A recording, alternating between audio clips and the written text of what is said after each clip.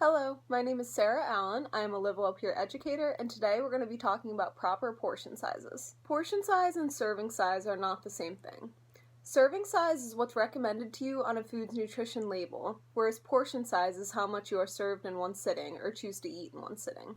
Over time, portion sizes in America have greatly increased, contributing to the rising obesity endemic. This is due to excessively large portions at fast food restaurants, large portions at restaurants, and people not really knowing what the correct serving size for their food is. Let's use Olive Garden as an example. The steak Alfredo entree at Olive Garden serves a 6-ounce steak.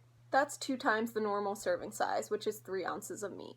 And for many people, this is already over the recommended amount of protein you're supposed to eat in a day. This meal also comes with a double serving of pasta.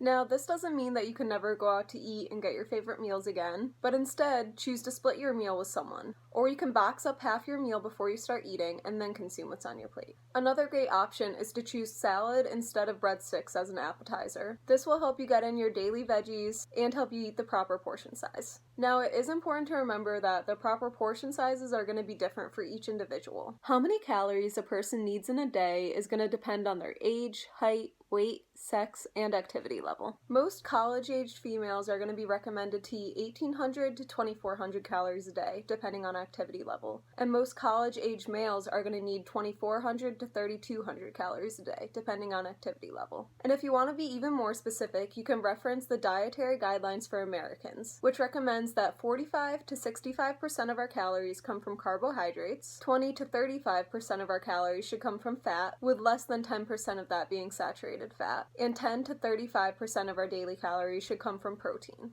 Most serving sizes on products are going to be based off a 2,000 calorie a day diet. If you look at a nutrition label, it's going to show you what a serving size of that product is and how many servings there are in that package. It will list the calories first at the top, followed by fat, then carbohydrates, and then protein on the bottom. Learning how to read a nutrition label and understand how much carbohydrates, fats, and protein are in products can really help you control your portion sizes.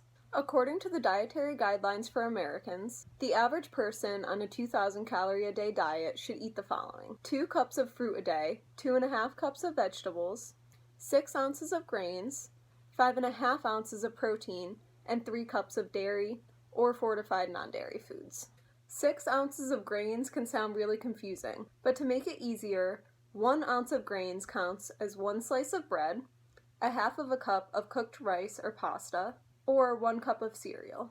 As for protein, 1 ounce of protein means an ounce of cooked or canned meat or seafood, 1 egg, 1 tablespoon of peanut butter, a fourth of a cup of cooked peas or beans, or a half of an ounce of nuts or seeds.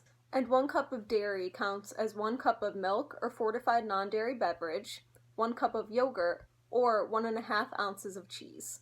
If this still seems a little confusing, you can always just follow the My Plate visual to help you out. My Plate recommends that you fill half of your plate with fruits and veggies, 1/4 of your plate with grains, ideally whole grains, and the other 1/4 of your plate with protein. This is a really good visual to reference when serving yourself meals. It will help you eat the correct amount of protein and grains, and it'll help you get more fruits and veggies in.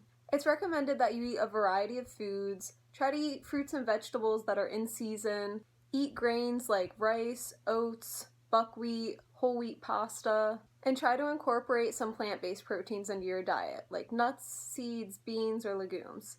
These proteins will provide fiber and a lot less saturated fat than animal-based proteins. Some easy tips to help you control your portion sizes are to use your hand as a guide. A recommended serving size of meat is 3 ounces, which is about the size of the palm of your hand.